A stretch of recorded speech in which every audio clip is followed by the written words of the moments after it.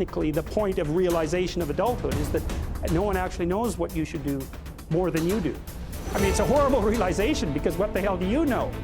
It's a terrible realization, and people will often pick slavery, permanent slavery, to the spirit of the Great Father, let's say, over that realization, and it's completely understandable. But the problem with it is that there's more to you than you think. So if you continue to hide behind that figure, then you never have a chance to understand that there's more to you than you think, far more to you than you think.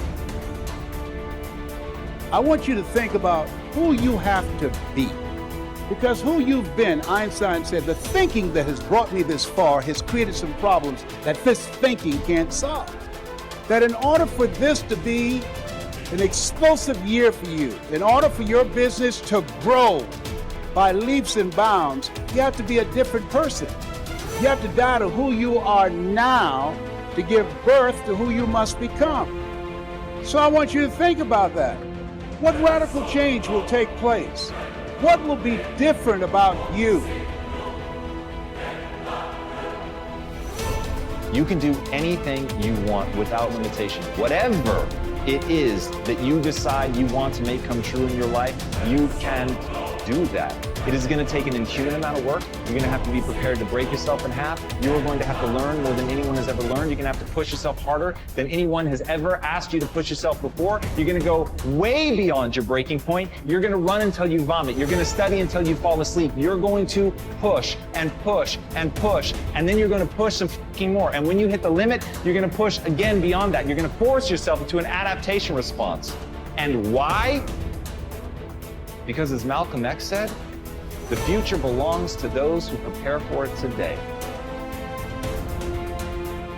We do have a purpose. We may not be perfect people. We may not have perfect situations, but we are still significant nonetheless.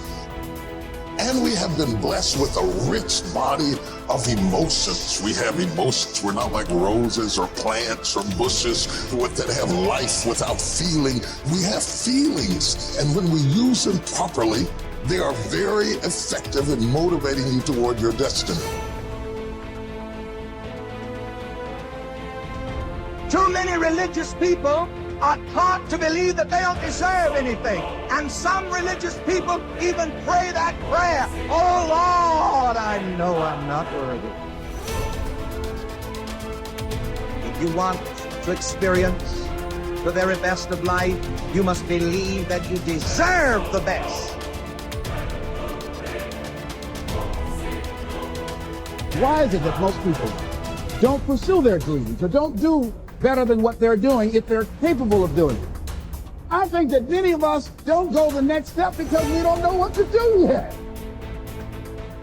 And I say that the reason that we don't even explore the possibility of what to do is because subconsciously we don't believe that it can happen for us, and we don't believe that we deserve it.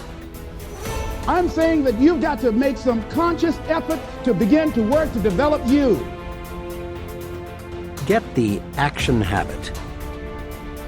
Here's something leaders in every field agree on. There is a shortage of top-flight, expertly qualified persons to fill key positions.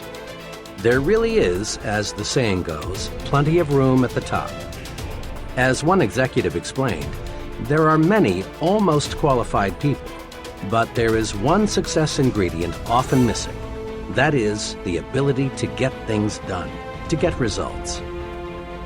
Every big job, whether it be operating a business, high-level selling, in science, the military, or the government, requires a man who thinks action. Principal executives looking for a key person demand answers to questions like, will he do the job? Will he follow through? Is he a self-starter? Can he get results, or is he just a talker? All these questions have one aim: to find out if the fellow is a man of action. Excellent ideas are not enough. An only fair idea acted upon and developed is 100% better than a terrific idea that dies because it isn't followed up. The great self-made merchant John Wanamaker often said, "Nothing comes merely by thinking about it." Think of it. Everything we have in this world, from satellites to skyscrapers to baby food, is just an idea acted upon.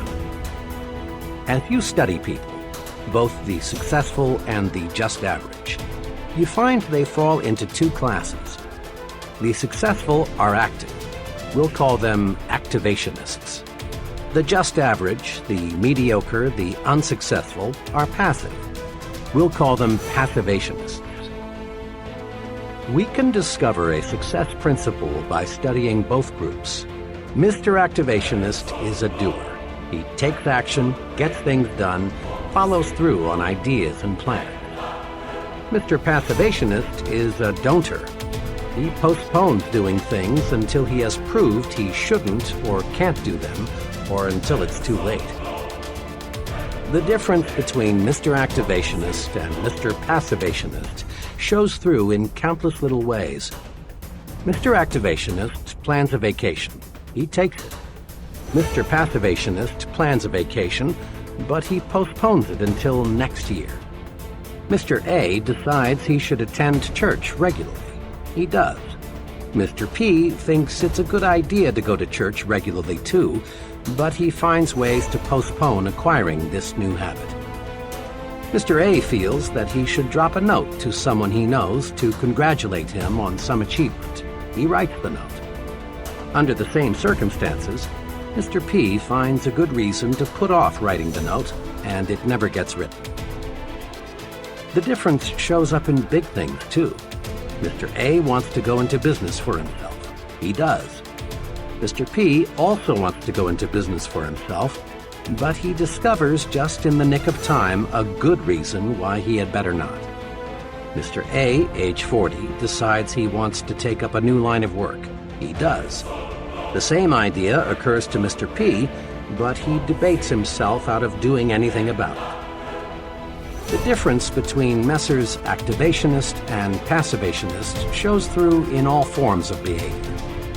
Mr. A gets the things done he wants done, and as byproducts he gains confidence, a feeling of inner security, self-reliance, and more income.